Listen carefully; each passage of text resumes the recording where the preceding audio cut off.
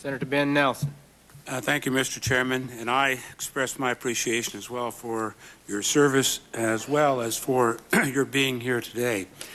It's my understanding that the report that's being released, Mr. Duelfer, will list companies that traded with Iraq after UN sanctions were imposed against trade, but the version to be made public will not include the names of U.S. companies due to a prohibition in the Privacy Act, although the full version to be received by U.S. government officials, including members of Congress, will include those American companies' names. But the report will name French, Russian, Polish, and other companies that traded with Iraq. And the officials, and some of the trade may not have been illegal, though much of it, I think in the words of the report, was clearly illegal. Is this accurate? Sir, it was my view to put forward all the data. Names of people, companies, countries that were involved in this, because I felt it was important for people to understand that. And believe me, I had to argue on this. However, with respect to the American names, lawyers have told me that the Privacy Act, prohibits the public putting out publicly American companies and names, but they are included in the report, which is an official document provided to official Americans. I am also given to understand. I assume that you took their legal advice, but you may not have shared that opinion. Is that fair? I am not a lawyer, yeah. And so if someone tells me I'm going to go to jail for something, I tend to, I listen carefully. I mean, that's not what they told me, but they said, look, this is the law, this is what this is as far as we can go.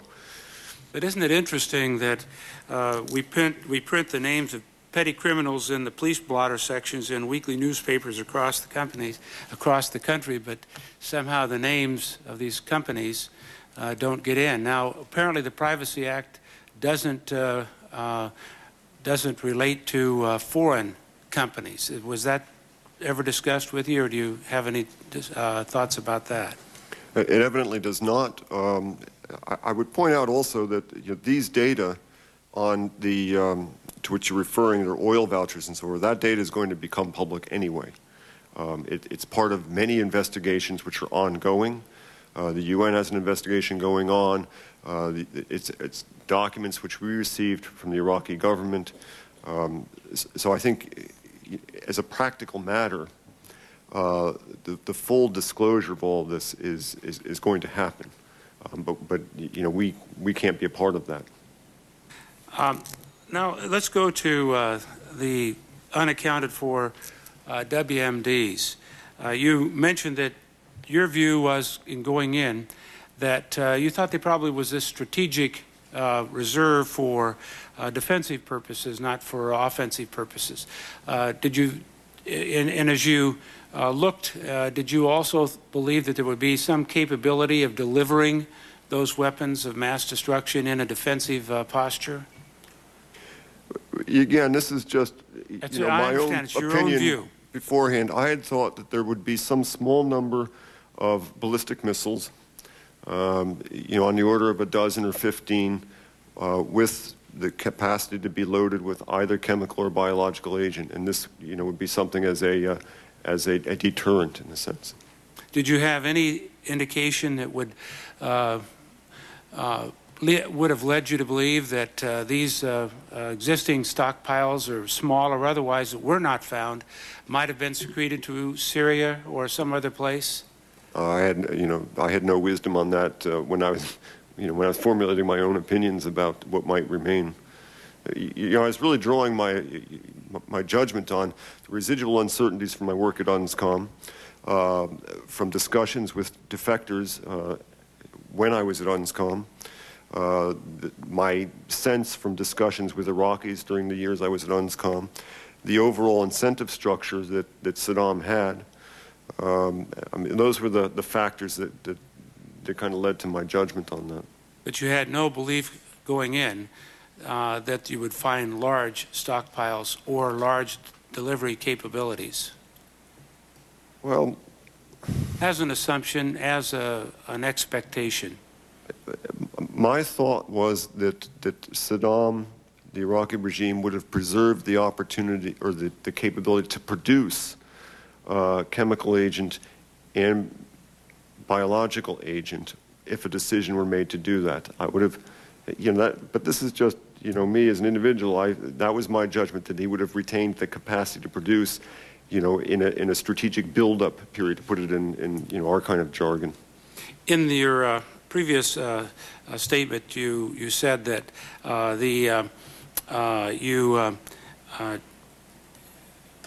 you saw the destruction, but you couldn't tell at what point that the destruction might have occurred of any stockpiles. You also said, I think, that that there was a deterioration just inherent in not keeping a nuclear program going because of the loss of staff and loss of capabilities there.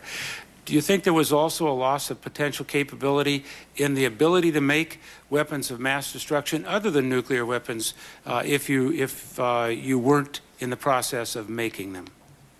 Less so in the other areas because of the nature of the systems. And let me go back to an earlier part of the introduction to that last question. You said we were not able to understand when these weapons were destroyed.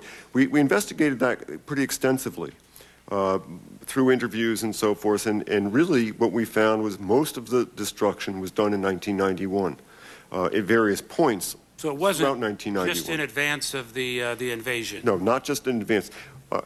What I was talking about, some destruction of evidence, and materials that might have aided our investigation. I just want to make sure there wasn't a confusion on that point. To your second point or question, really, the decay in the ability to produce chemical or biological weapons is different, again, because of the nature of the system. Biology, it's a small number of people what is required. The physical plant required is very small.